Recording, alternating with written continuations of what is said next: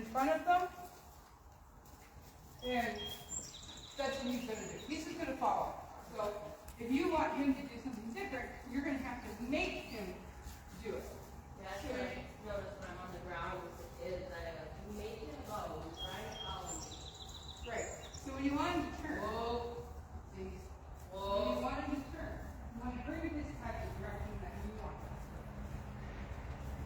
So, Tennent, you're going to pull directly towards your hand.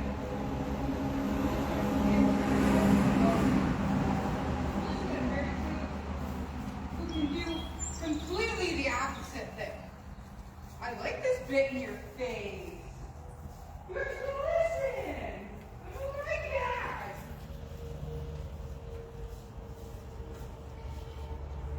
And it's good to practice turning and figure-eights and serpentine is like an S. An S. I used to have a horse. I wouldn't have to touch the reins. Just use your legs. And I was turning with just my legs and my body. So, you're getting a riding lesson. Essentially, you're getting a riding lesson today, as well as me riding Tennent, because I need to work out my own muscles and fix his brain a little bit, because I need to ride. He's the only one I can do stupid shit in on, and not feel like I'm going to fall off.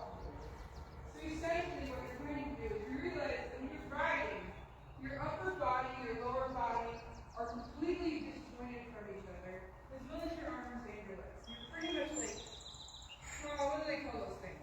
The dolls are on strings. Huh? Yeah, a puppet. Right. So you're essentially one of those to the horse. So what I used to describe to a lot of my riding kids was that your body's kind of like a belly dancer when you're on the back of a horse. If you watch belly dancing, they can keep their upper body like super steady, and their hips are everywhere. Okay. So you want your upper body to be steady, and you want to disjoin your hips via your lower back from your upper body. Your hips move with the horse. It tells the horse what to do. Your legs are telling the horse different things to do at the same time. And then your arms are doing things completely independent. So it's kind of like an octopus in that way, where their arms can move completely independent of each other, as well as your hips and your legs move over. Thank you. So, like, when his right hip goes up, mine should go up? Essentially, yes. Yeah. So you're just going back and forth. So your hip is just moving. Now, when you get to more advanced level with it, you're actually going to push the back of your pelvis down into the saddle, and you're pushing your horse, or you're going to walk. You're actually encouraging them, and then they have to speed up to catch up with your rhythm, or slow down. So if I don't want to go fast, and I sit back in the saddle, oh, good Lord! You do know that. Oh my God. You have a brain. Somebody taught you something. Or you can just kind of go with their speed. Make sense? Yes. I mean, it does. I'm just like trying to like. Marionette puppet. Sorry. What were you saying about the hands? Like bring them in more? Well, originally when you got on, your hands were Wide. Your hands were very wide, not so connected to the head, and at one point it looked like you had to be backwards. So a lot of people would go over this. I hate that. Your thumbs should always be up. Thumbs are up, and I ride with my hands slightly turned inwards, but that's just me. Some people ride very much upright. Some people ride like this. I always rode tilted. That's comfortable for me. But do not go wrists up. Never. Never go wrists up. Always go slightly one way or another, or walking. You know what I mean? Good day. Right now I'm just trying to help with you figure out yourself. Feel a little stuff. Because I can ride with bareback, which I don't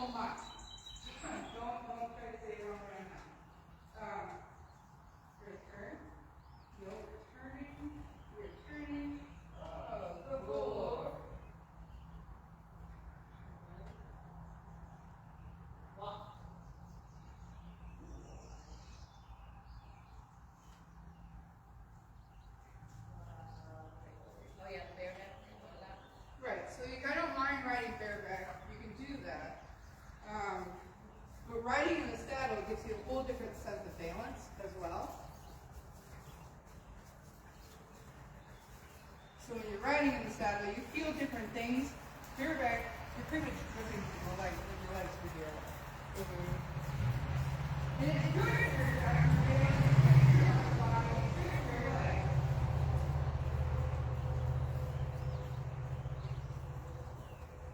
Having a saddle sometimes allows you to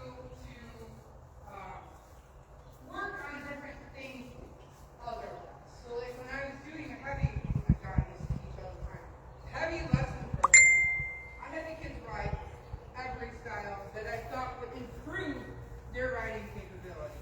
Whether it be Western, bareback, hunt seat, whatever it may be.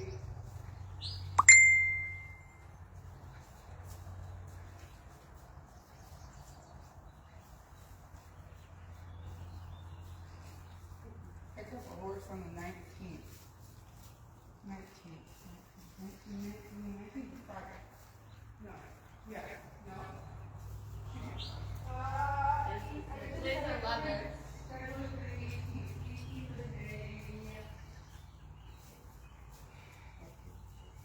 Friday. 18th Friday. Saturday is the 19th. Ah, that's 11. You don't know. No, it's the 22nd. It's Monday. Just don't run the phone over.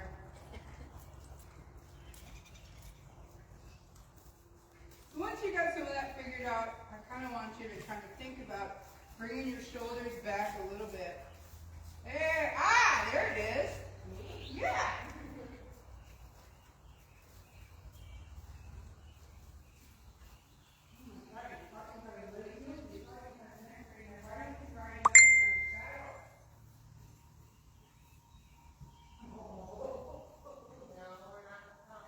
No, Banjo, you do what she tells you to do.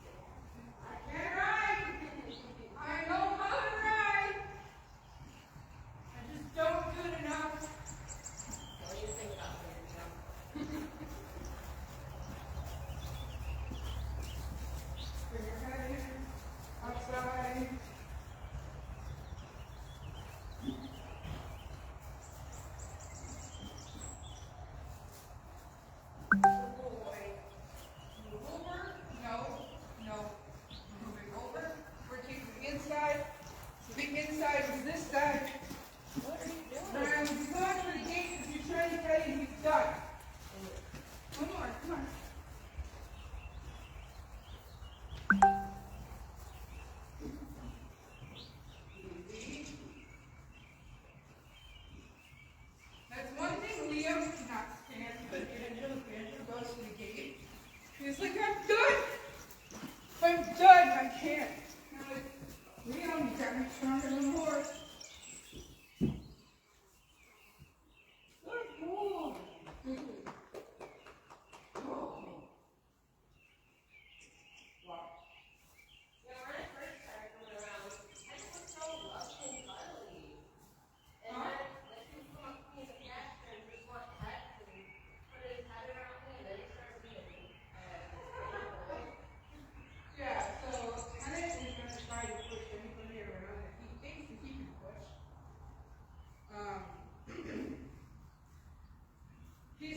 He tested you the first time. He's like, okay, so if I do this, what are you going to do? And so he was like, oh, okay, if you're not going to push me, I can push you around. And that's essentially what he's trying to do. Testing the waters, because you're a smart freaking horse. Move over. Right here.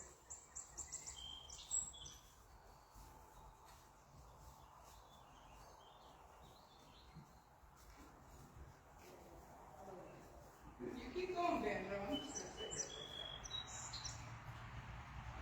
So we're going to think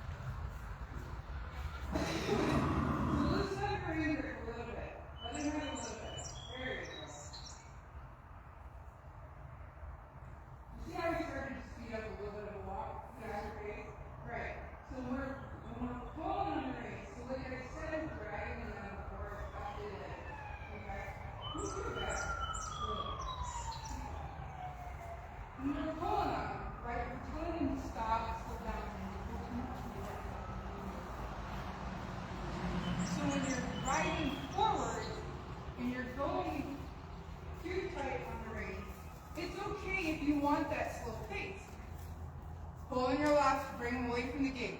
Pull left towards your hip. There you go. Good. Now we don't want to kind of hinder from going. No, I know. You were listening? Good boy.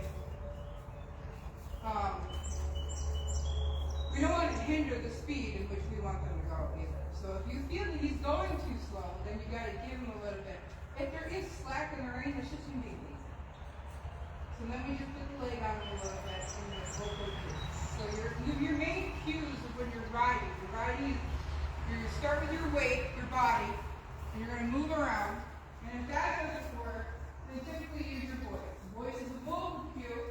You reflect to them, you say the words, like dragging those words, walk, easy. Most of these guys know them at the same time as well. So like we're going straight into the vocal cue. So then, if neither the weight cue or the vocal cue is the leg on the speed when you touch them with your heel, whatever it needs to happen.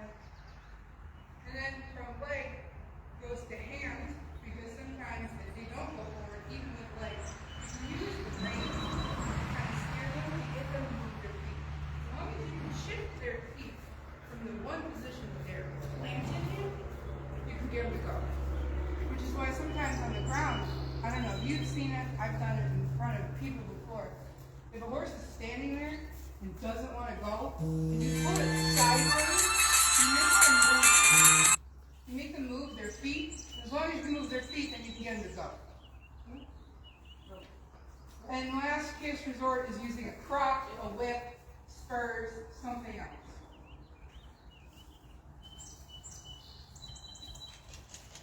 Come on, Banjo. Rock a little soft coat there, buddy. Do I got your shoes on you? Huh? I had a little bit of a distance between his frog and down his foot and down. He's kind of walking a little stiffly, and I don't know if that's joints or foot related. He's always been slightly off, and I always counted it to arthritis. So, like, I'm hoping he can get his free throw or some Saturday in a local place over at Belmont. I'll probably just give those to you or Liam.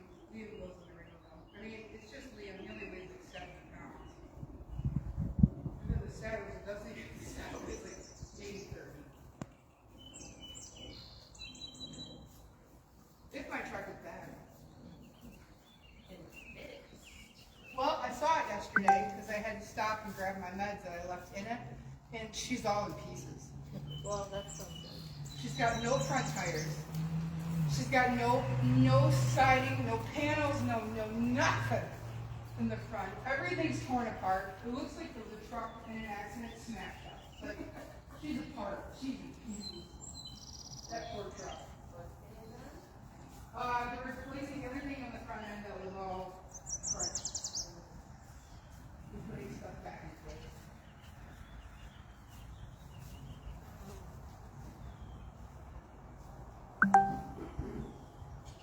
Here's my garage right now.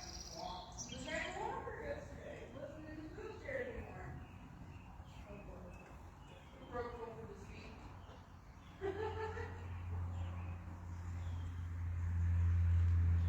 Alright, Tennent, we're going to trot this way.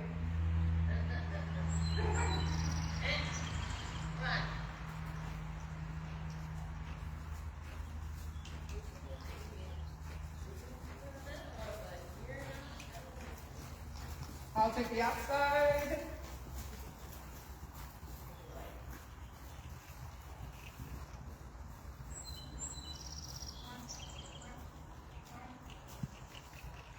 I know. I mean, it works.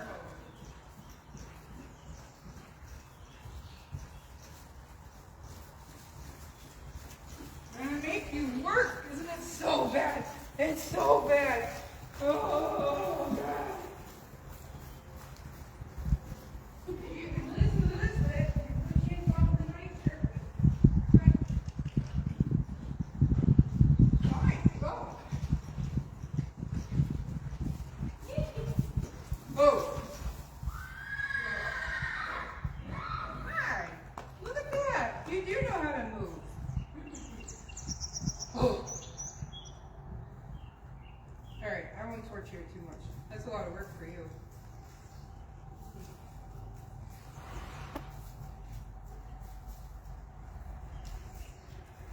You want to try to trot or no?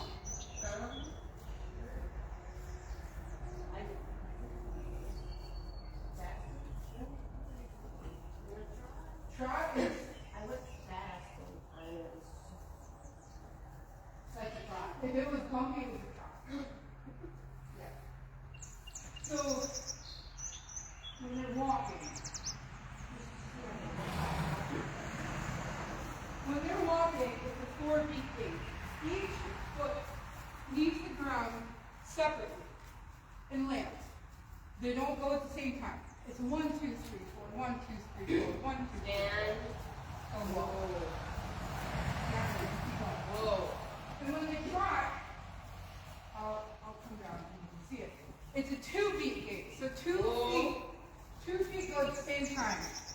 And So the front and the opposite hind go together. And then the other front and the opposite hind go together. So there's 2 beats, both feet leave the ground at the same time, both feet hit the ground at the same time. Go. taking some gas out of it. Huh? Taking some gas out of it. Yeah. And what I'm doing is posting, but you don't have to post. Pull them away from the gate. Pull them away from the gate. You don't have to post. You got a faster trot. Oh. You can sit to it. When you sit to it, you want to sit your butt back in the saddle and absorb it in your hips. It'll be a rocking motion like this. He can do both. If you hold him and keep him trotting, he will go slow. If you keep him trotting and you just whoa, stand. If you let him go and keep him going, it's going to be a little bit longer. When I told you like backyard to loosen up my arena a little bit, if you tighten up a little bit, to bring his head down and just slow down. He's easy, I promise. I've taught little kids on him how to do it. You're fine.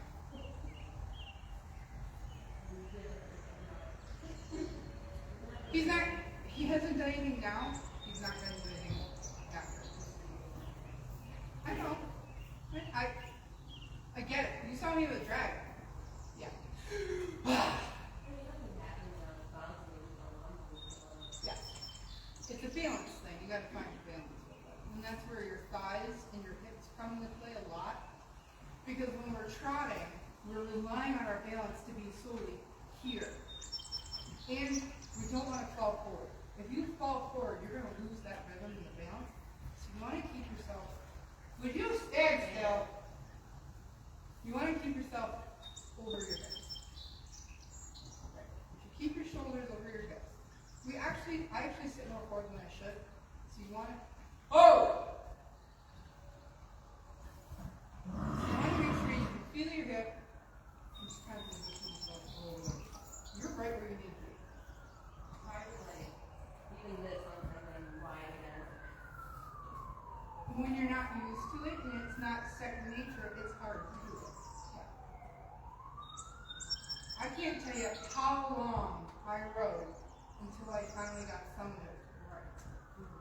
I had a riding instructor for 1.5 years when I first started, and then that was here. I learned here, out in the arena, there. This was not here. This was not built until after I was gone.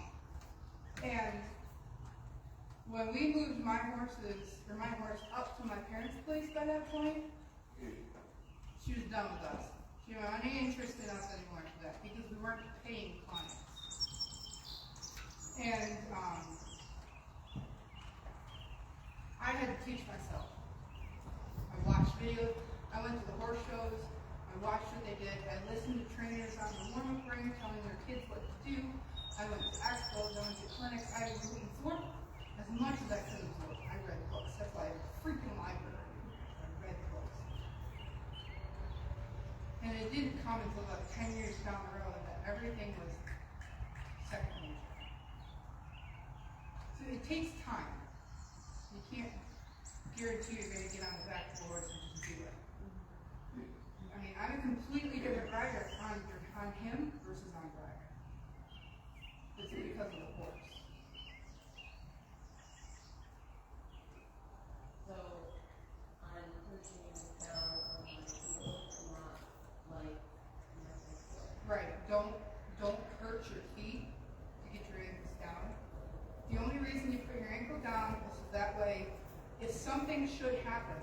you want your foot to slip out. It's a safety thing more than anything. It helps your balance as well, for sure. If your heels are up and your toes are pointed down, you can't ride it. People do. You don't ride your heel. You want your hips, your heels strengthened down. That strengthens your lower leg. And you need that lower leg to be strong. I can't see it. Hang on. You want the stirrup to be sitting right about where the ball of your foot is, right in that part where your toes meet your foot. Oh, like it's like here. Yeah. Yep. Yeah, that's good. Yeah. No, you don't want it extreme. You don't want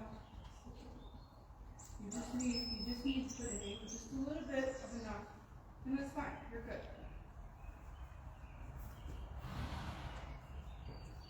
He's all slow. He's fine. It's humid, it's hot, and these guys are used to work. So I don't like to push them because then we call what's called tying up. Where if you push the muscles, it's like if you finally decided right now you're going to go out and start running 2 miles. You're not going to make 2 miles. They're going to make 2 miles. So you can't push them for like long periods of time and heavy work. Me trying him and being hard on him, there's actually a lot of work because I can smell it. So I don't push him a lot and you get small bits here, and then we build it up 10 more minutes, 10 more minutes, 10 more minutes. There's a lot of walking in this heat.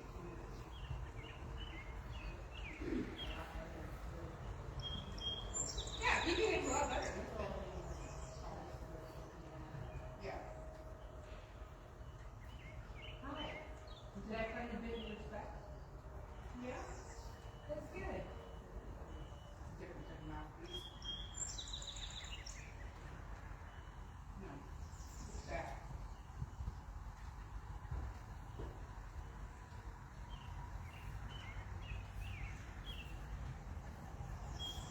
What? Oh, I wondered if you wanted to try the trot. If not, that's fine. You don't have to. So you want to put them out on the wall. You're gonna want to. Don't do it. Come on, Banjo. Don't shake the ring.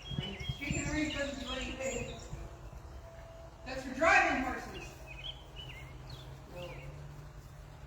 Boom. You're gonna stand for a second. Left, pull left. Nope, nope.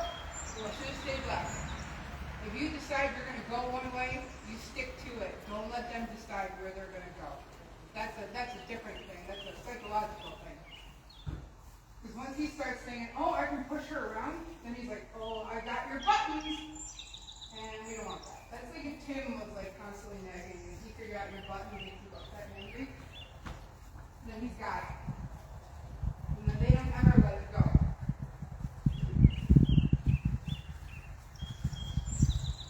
So just think about keeping your shoulders over your hips, sit down on the saddle, and when you ask them to go, I'm going to feel it.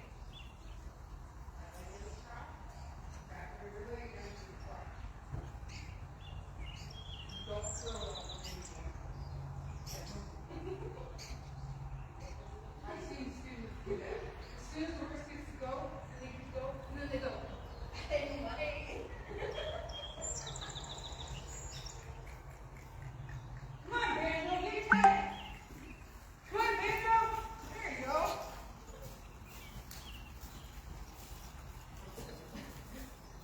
Great. See, you did it. You stayed up. You didn't die. And you didn't do this either. Oh my God! Get Banjo riled up.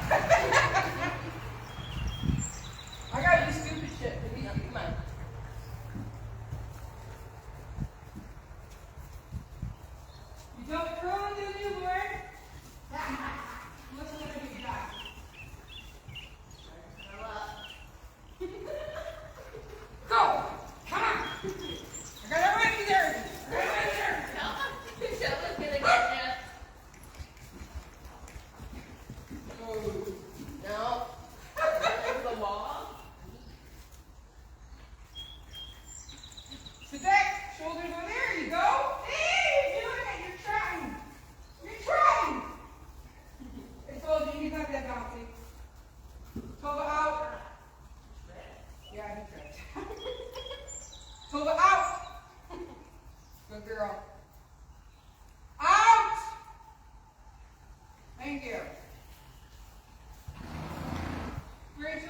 I need it does.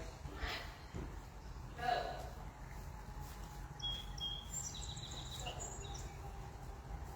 I think I've done that on my comfort. I'm not using my education degree.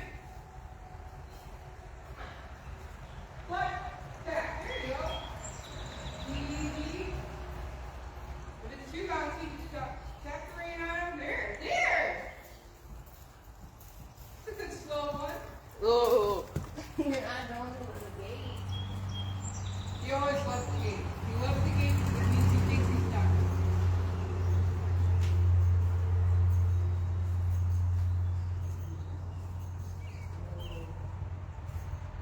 Oh, it's kind of.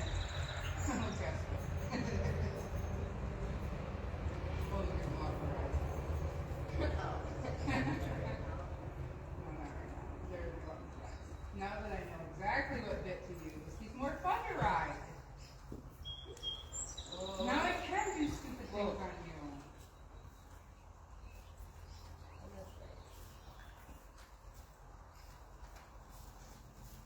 Yeah, Banjo, I'll get you a piece of beauty afterwards. See if that helps.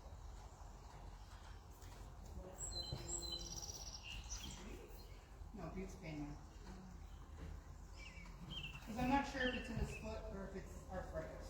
I think that's what I was talking about when the kids were riding, where I saw it. Yeah, Like, slightly off. yeah. Mm-hmm. Yeah. He's kind of always been like that. That's why I've attributed it more to a arthritis thing. Wow. Don't see shake that? the reins. I know you did it. You looked at Didn't see that. We're gonna go to the block so I can get off. Oh, you can't get off from the saddle? No. Try it. All you gotta do here, I'll show you the right way to do it. Hang on, I'll show you the right way to do it. Yeah. You know why I want to side? History lesson.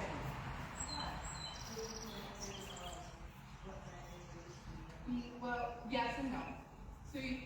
So traditionally we use the left side. If you go what's called Indian growth means you use both sides. It doesn't matter. And it's whatever you train to do. Now, historically, 95% of the population. So in medieval days, 95% of the knights were right-handed. You can't pull your sword from the left very easily. I mean, you can. Some people do. I know left-handed is better. Back up. But Back up. if you're trying to get on the saddle, Back up. he's fine. If you're trying to get on the saddle and your sword's on your right hip, you can't get your legs up over the saddle with the sword in the air. Swords are hung on the left hip because they're 95% of them are right-handed. It's easier to get in the saddle when the sword's on your left hip than your right. So we use the left side of the horse because the medieval knights were all right-handed. That's why! Equine standard is based on why the knights put their swords where they did.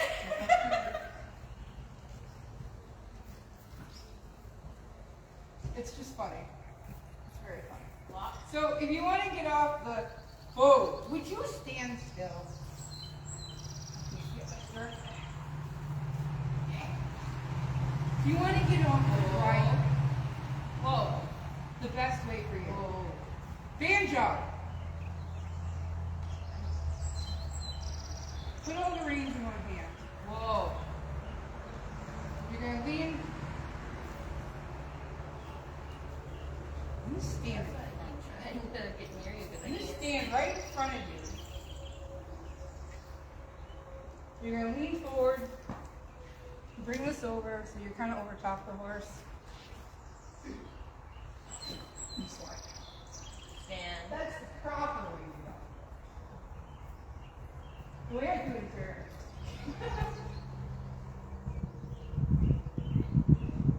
or you can step off.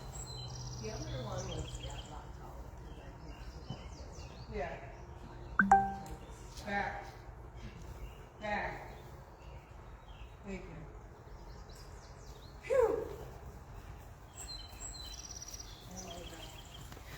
Hey guys, thanks for hanging out. I'll catch you all later.